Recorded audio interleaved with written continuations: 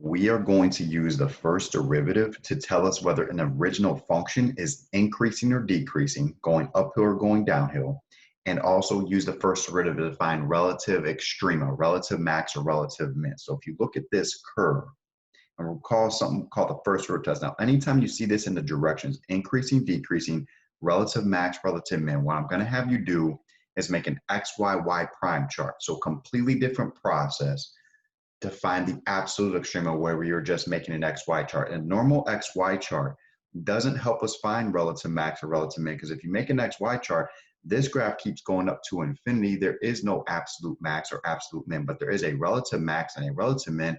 Another name for that is called a local max or a local min. So in that area, that's a high point or a low point on that graph. So we need to use the first derivative in order to help us figure out where those relative max or min occur at. And then we also need to use the first derivative to tell us where the original function is increasing or decreasing. So you pretty much already know everything in this section. All I'm trying to do is give you a way to organize your information there. And this is really going to be necessary because right now we're just doing first derivative. In the next section, we're going to involve the second derivative. It's going to tell us about the shape of the graph. And then we're going to put everything together. So now when we put everything together, you're really going to love that we're using this to organize all our information there, because it's going to be really, really easy to kind of keep track of everything at the end of the problem. So if we just look at this general curve, notice where the curve is going uphill.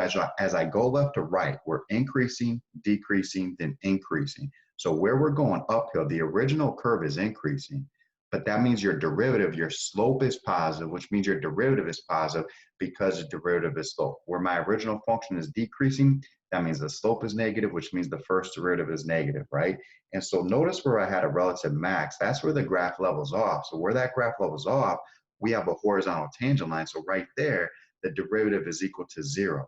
Now, just because the derivative is equal to 0 doesn't mean you're going to have a max or min. But if your derivative is equal to 0, it means you have a possible max or min. So for example, if you take your basic cubic graph like that, right here, the derivative is equal to 0. Your graph sort of levels off right there. But just instead of it turning around and going back in the other direction, it just kind of faked you out there and juked you and then went up still positive there. So notice here, we have a positive slope. My derivative is positive. Here, I still have a positive slope. My derivative is positive. Now, so this leads us to what makes something a maximum or a minimum. First of all, this cloud thing right here, really important. If your first derivative is positive, that means your slope is positive. That means your original function is going uphill, it's increasing. If your first derivative is negative, that means your original function is going downhill. It has negative slopes, so your original function is decreasing. So we need to make sure we know this like the back of our hand. When we get to the second derivative, it'll tell us something different right there. This goes both ways. So if I know my function is increasing, I automatically know my first derivative is positive. If my function is decreasing, I automatically know my first derivative is going to be negative. Let's talk about what makes it a max or min. The reason this is a max is not because the derivative is equal to 0, because right here the derivative is equal to 0, but that does not have a relative max right there. It just keeps on going.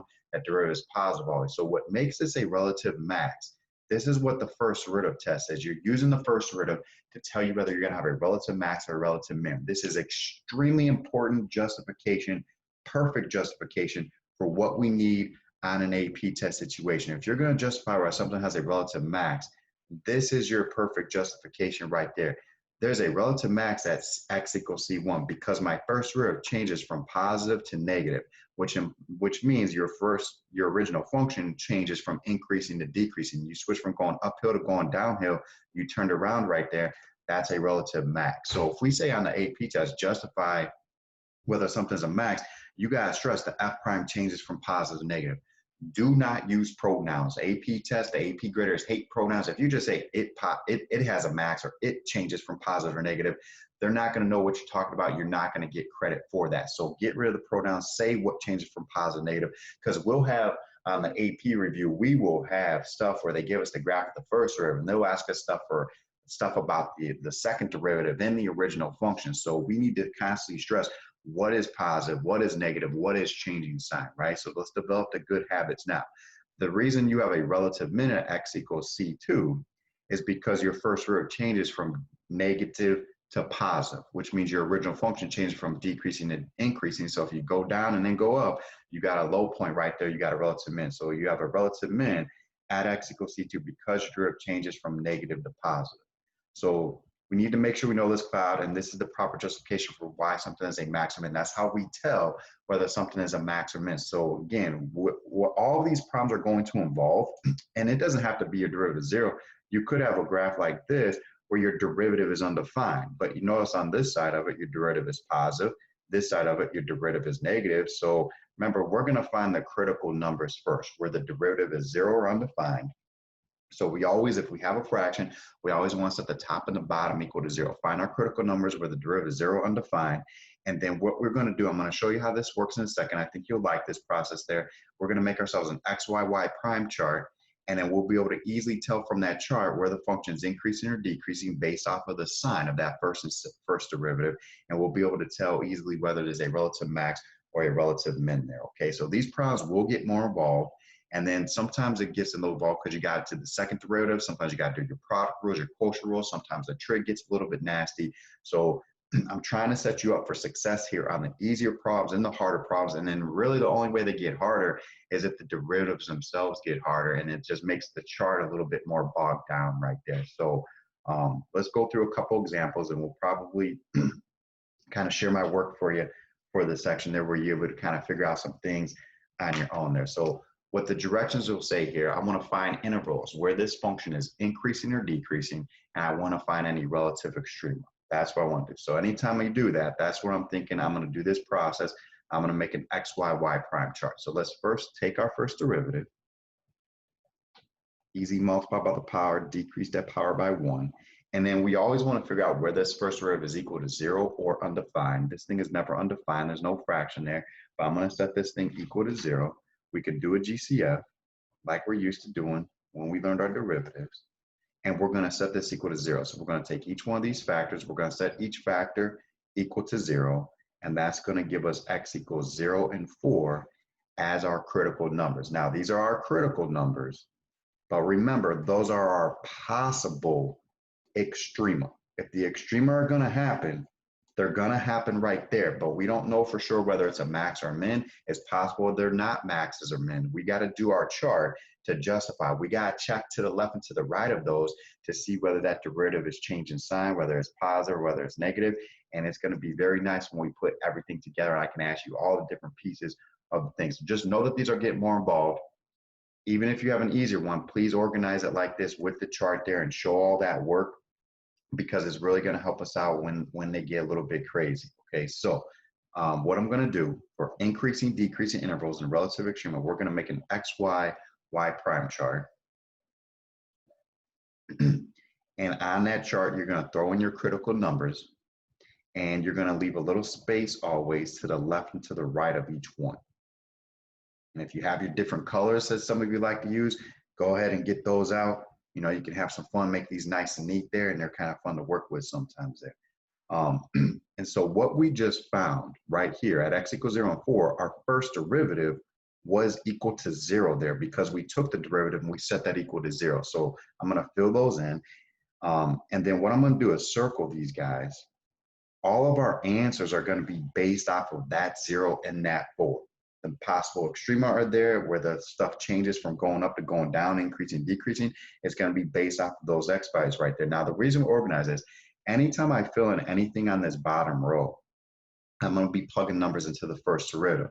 Anytime I fill anything into this middle row, I'm going to be plugging numbers into the original function. So it's kind of easy to kind of keep track of right there. All I'm going to do now is I'm going to take numbers to the left. I'm going to choose like -1, choose something in between 0 and 4. I'm going to choose 1, and I'll choose something to the left and to the right of each one of those critical numbers. All I'm going to do is take those 3 numbers, plug them into my first derivative, and I'm going to put a plus or minus in this bottom row. I don't care what the actual number is.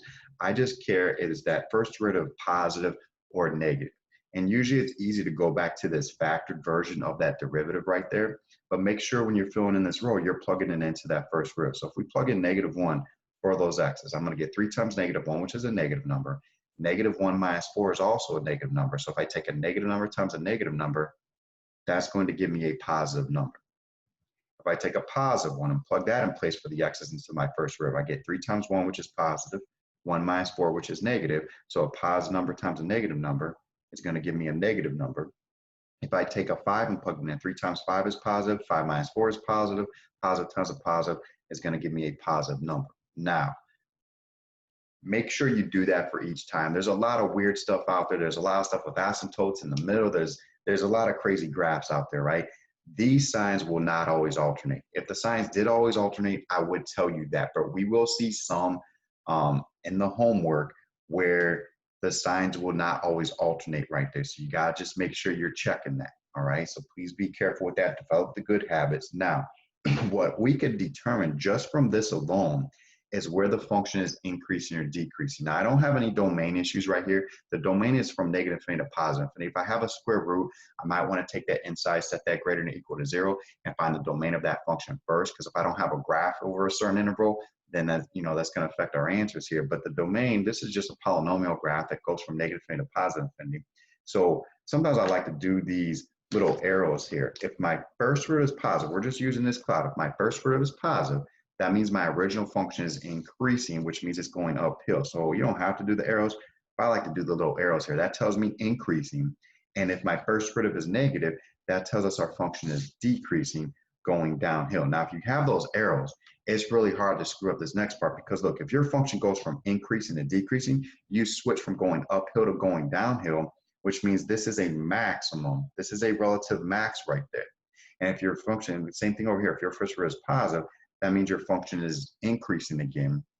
And if your derivative switched from negative to positive, your original function went from going downhill, decreasing, to going uphill, increasing. So it went down and went up. That's a relative min right there. Now, if you have the relative min or relative max, we need to find the y value. If you don't have a relative min or relative max, then you don't need to find that y value. Sometimes we'll find intercepts just because they're easy to do so, and we want to get a couple points on that graph.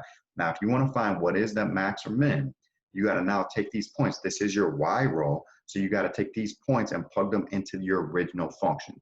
Common mistake is people get a bunch of zeros right here. If you plug in, you're getting zeros for every single one of your max and mins. Like, it's possible you have 0, but if every single one is like that, what you're making the mistake of, sometimes people take these numbers and they plug them into the first derivative, and they're going to get zeros again right there. This is your y row, so which means you got to take those x values, plug them into the original function. So if I plug in 0 to the original function, I get 15. If I take a 4 and plug it into the original function, I'm going to get a negative 17.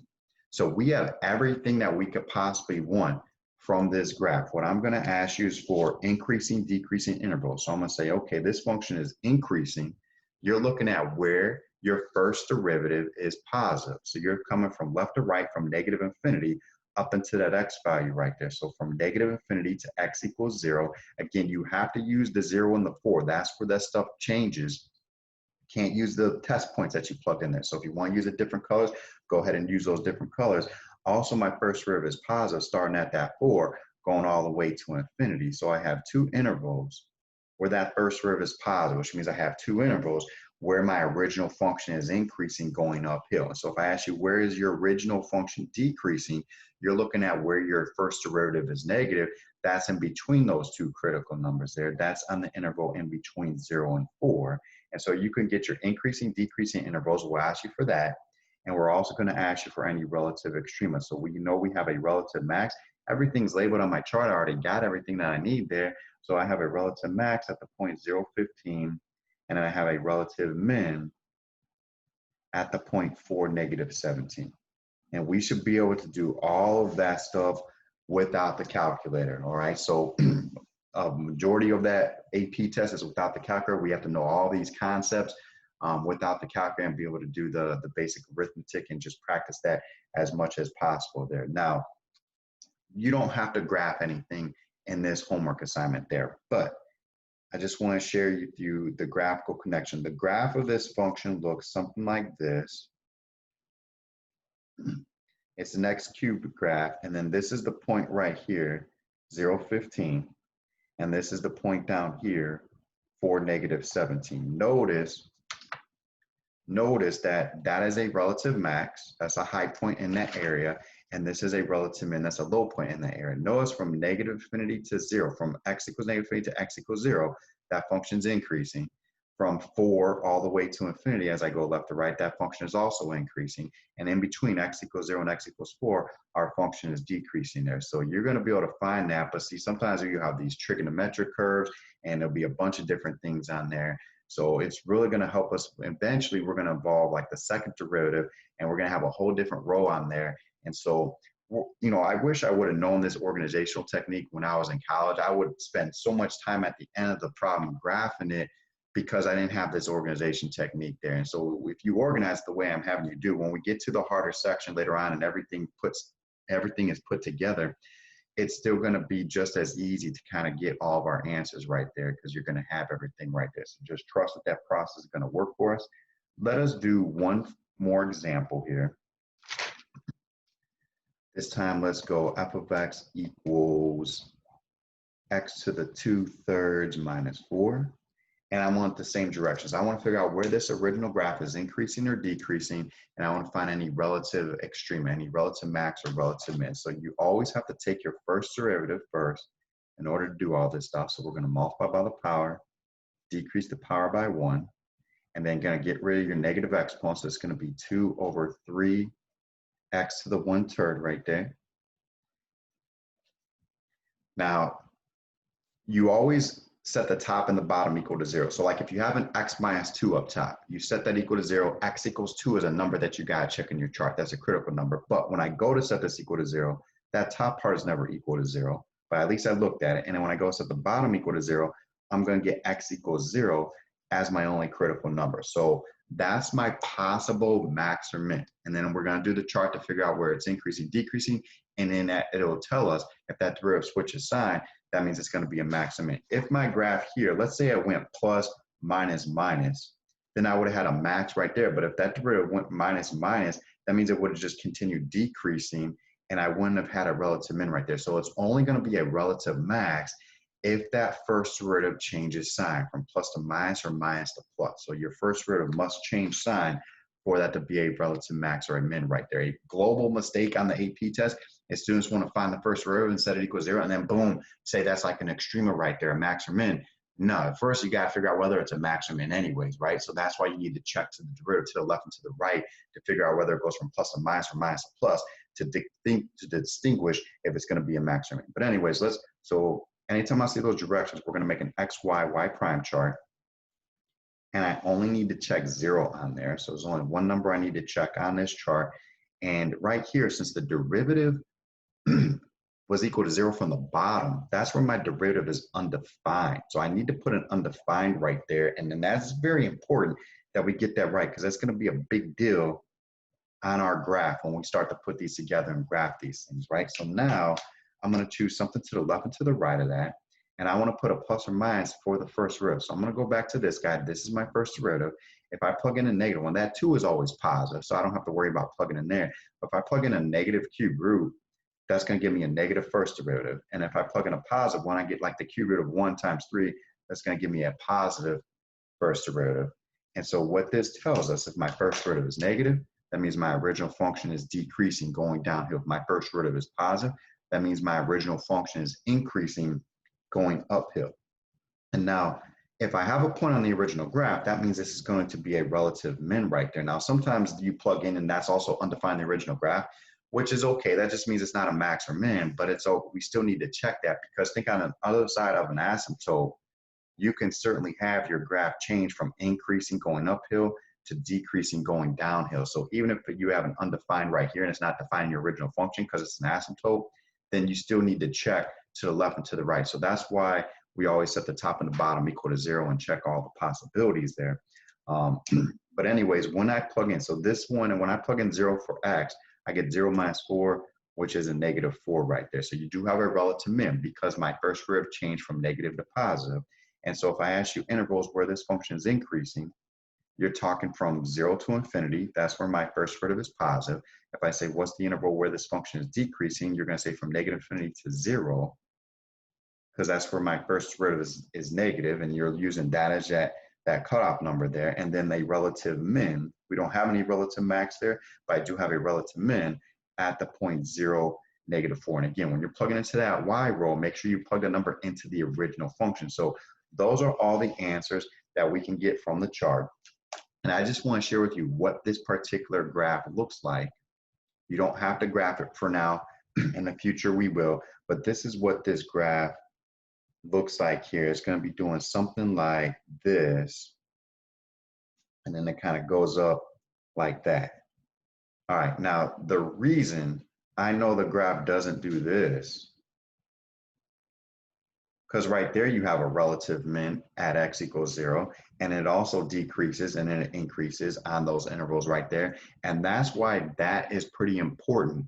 If that came from the top, you got a 0 there. If your derivative is 0, that means you got a horizontal tangent line that's going to be smooth and curvy. But see, if your derivative is undefined, that means it's not differentiable there, which means you're going to have a corner point. So I got a corner point. My derivative is not defined there, but it's still decreasing and increasing there. So that's why, you know, sometimes when we don't put those right, you know, we got to deduct for that, but it is pretty important that you get those details down. So these problems will get more involved depending on what those derivatives look like. When we involve the second derivative, sometimes it gets a little bit crazy and we got to know how to take the derivative still from the last show. That's why if we're struggling with derivatives, we need to continue to work on that. We need to continue to do our factoring skills, because in order to solve these instead of equals 0, we got to be strong with those factoring skills there. So just try to do the best you can with those as much as you can. And I'm probably going to just share my work just so you kind of figure out a bunch of your mistakes on your own there. And then we can just highlight a few things we need to when we go over questions. Thank you.